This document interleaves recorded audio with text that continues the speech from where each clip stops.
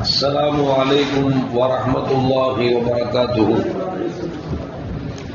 الحمد لله رب العالمين والصلاة والسلام على أشرف المرسلين وعلى آله وأصحابه وأزواجه وذرياته وأهل بيته أجمعين.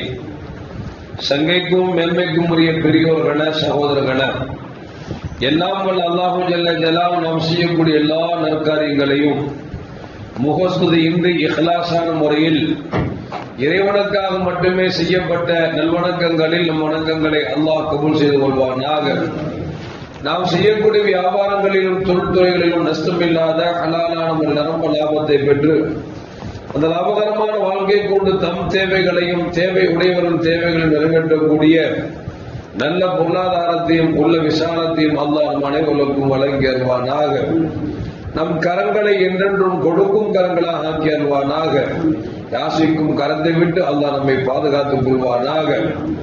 நாம் பெற்றதிலிருந்து இறைவனுக்காக கொடுக்கக்கூடிய விஷயத்தில் கஞ்சத்தனத்தை விட்டு அல்லாஹ் நம்மை பாதுகாத்துக் கொள்வானாக. நம்மை இந்த உலகத்தில் வாழ வைக்கும் காலமெல்லாம் நோயினுடைய இன்று ஆரோக்கியத்தோடு அல்லாஹ் நம்மை வாழ செய்வானாக. அந்த ஆரோக்கியமான வாழ்க்கை கொண்டு அல்லாஹ் ரசூலை நெருக்கக்கூடிய அனைத்து நல்லபடுகளையும் புரியக்கூடிய நல்ல முத்தகின்களின் கூட்டத்தில் அல்லாஹ் நம்மை ஆக்கி அருள்வானாக.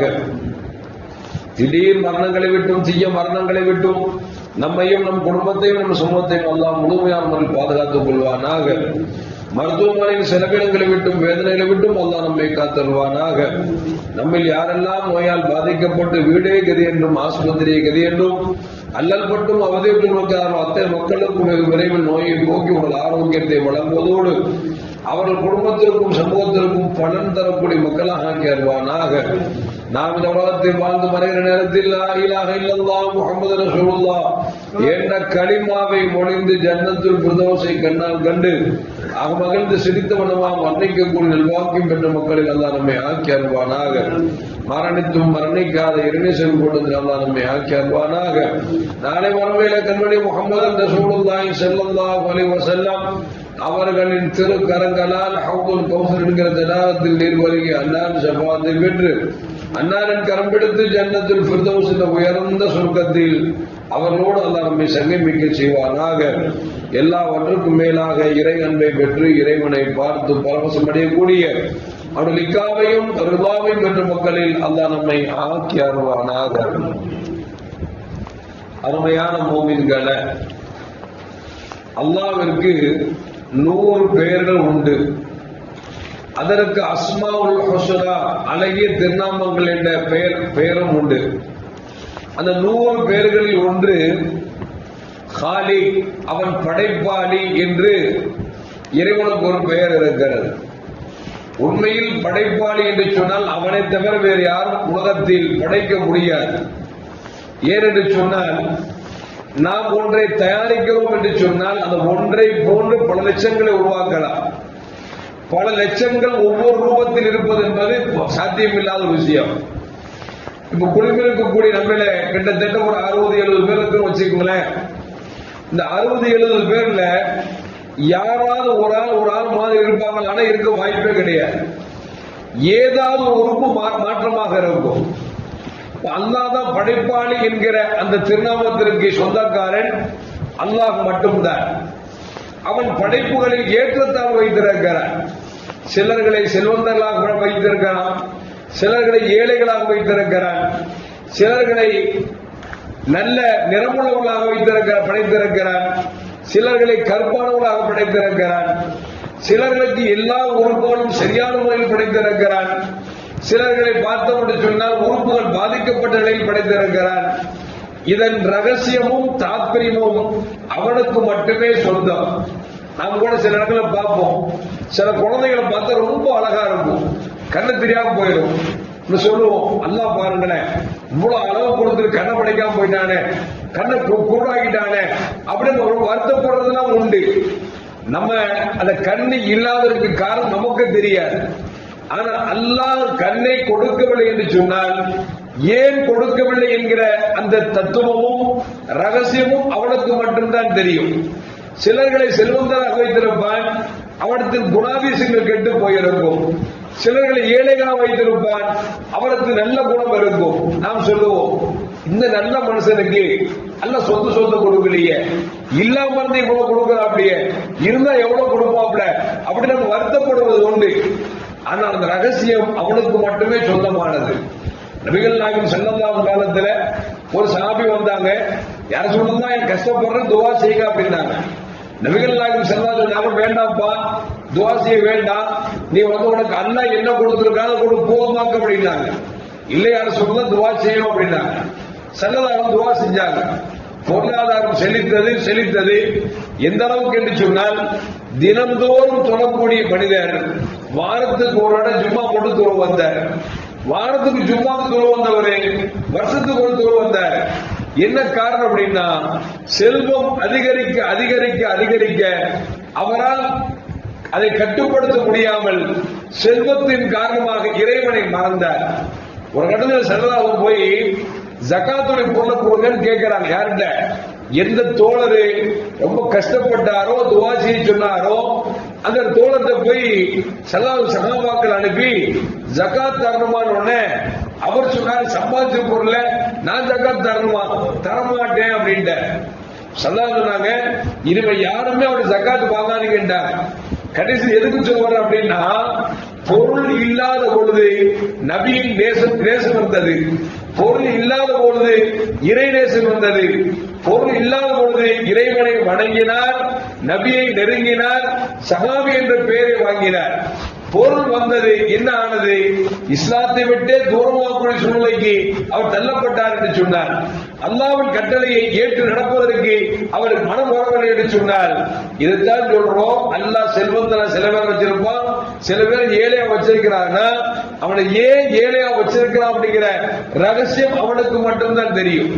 அது மட்டுமல்ல, சிலருக்கு பாத்தீங்கன்னா அல்லாஹ் எல்லா உறுப்பையும் கொடுத்திருப்பான், நல்ல ஆரோக்கியமா இருப்பாங்க. சில பேர் பார்த்தா கால் இல்லாம இருப்பான், கை இல்லாம இருப்பான், கண் இல்லாம இருப்பான். அந்த ரகசியம் அல்லாஹ்வுக்கு மட்டும்தான் தெரியும். நபீனா ஈசா அலைஹிஸ்ஸலாம் ஒரு இடத்துக்கு போயிட்டே இருந்தாங்க. ஒரு ஆறு சிறு பிள்ளைகள் விளையாண்டு கொண்டிருக்கிறார்கள்.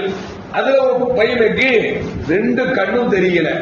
2 கண்ணும் தெரியாத இந்த பையனை மற்ற கண் தெரியவர்கள் என்ன செய்யறாங்க அப்படின்னா, சும்மா தமாஷா அவனோட விளையாண்டு இருக்காங்க. தனியாக அமைக்கி தமாஷா விளையாண்டுட்டு இருக்கும் பொழுது ஈசானத்தில் நினைக்கிறாங்க, ஆனா இந்த பையனை எல்லாரும் கேளிங்க பண்றாங்களே, நக்கல் பண்றாங்களே, தண்ணியில உள்ள அமுக்கிறாங்களே, இந்த பையனுக்கும் கண்ணு தெரிஞ்சுன்னா இவனும் ஜாலியா விளையாண்டு இருப்பானே, சந்தோஷமா விளையாண்டு இருப்பான்னு சொல்லிட்டு ரப்பட கையேந்தினாங்க. யா அல்லாஹ், இந்த பையனுக்கு மட்டும் 2 கண்ணும் தெரியாம ஆக்கியிருக்கீங்க, அவனுக்கு கண்ணை கொடுத்தா அவர் எவ்வளவு ஜாலியா விளையாடுவாரு அப்படின்னு சொல்லி துவா செஞ்ச உடனே அல்லாஹ் உடனே கொஞ்ச நேரத்தில் பார்வை கொடுத்தார். கொடுத்த மாத்திரத்திலேயே அந்த கண்ணு தெரியாமல் வந்து கண்ணு தெரிந்தான் அல்லவா, அவன் என்ன செஞ்சான் அப்படின்னா, தன்னோடு விளையாட கூட இருக்கக்கூடிய ஒரு பையனை பிடிச்சி தண்ணிக்குள்ள அமுக்கி சாவடிச்சுட்டான். இன்னொரு ஆளை துரத்தில் போய் அவனை பிடிச்சி சாகடிச்சுட்டான்.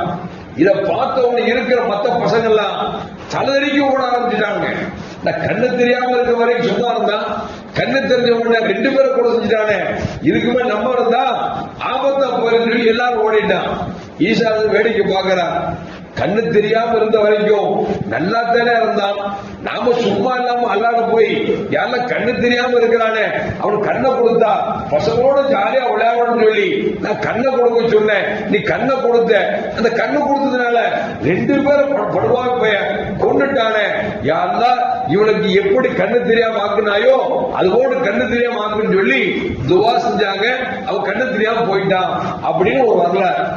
எதுக்கு சொல்ல வர்ற அப்படின்னா, அல்லாஹ் சில பேருக்கு கண்ணு இல்லை அப்படின்னா அந்த ரகசியம் என்ன அப்படின்னு அவனுக்கு தான் தெரியும். சில பேர் நொண்டியா வச்சிருப்பான், நாம வருத்தப்படுவோம், ஐயோ நல்ல மனுஷனா இருக்கானே நொண்டியா இருக்கிறானே, அல்லாஹ் கண்ணு இல்லையா, ஏன் இப்படி படைச்சான், இந்த குறைய வச்சுதான் நினைப்போம். அந்த நொண்டியா இருக்கிறனால தான் அவன் மனுஷனா இருக்கிறான். நல்லா இருந்தான்னு வச்சுங்களேன் பயங்கரமான கேடியா போயிருவோம். அல்லாஹ் யாரை எந்தெந்த நிலையில் வைத்திருக்கிறானோ அந்த நிலை அவனுக்கு சிறந்தது. எனவேதான் அல்லாஹ் அவன் படைப்பாளி. அவன் படைக்கிற படைப்பில ஒரு குறை நிறை இருக்கிறது சொன்னால் அந்த குறைக்கும் காரணம் வைத்திருப்பான், நிறைக்கும் காரணம் வைத்திருப்பான்.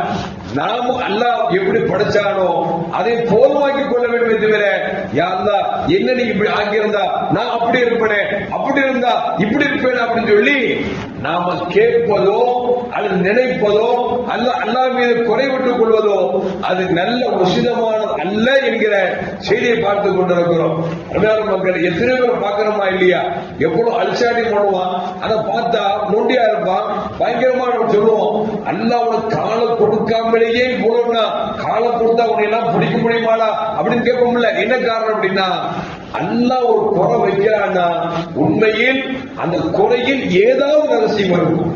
அதனால அல்லாஹ் ரப்பல் ஆலமீன் நமக்கு என்ன கொடுத்திருக்கிறானோ அதை கொண்டு போதுமாக்கி கொண்டு அவனுக்கு நன்றி செலுத்தக்கூடிய மக்களாக நாம் இருக்க வேண்டும். அப்படிப்பட்ட நல்ல மூமின்களின் கூட்டத்தில் அல்லாஹ் என்னை உங்களை ஆக்கி அருள்வானாக.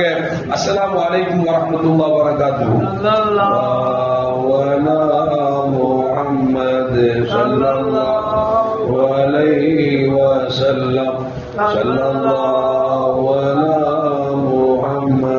sallallahu alaihi wasallam sallallahu ala Muhammad ya Rabbi salli alaihi wa sallim.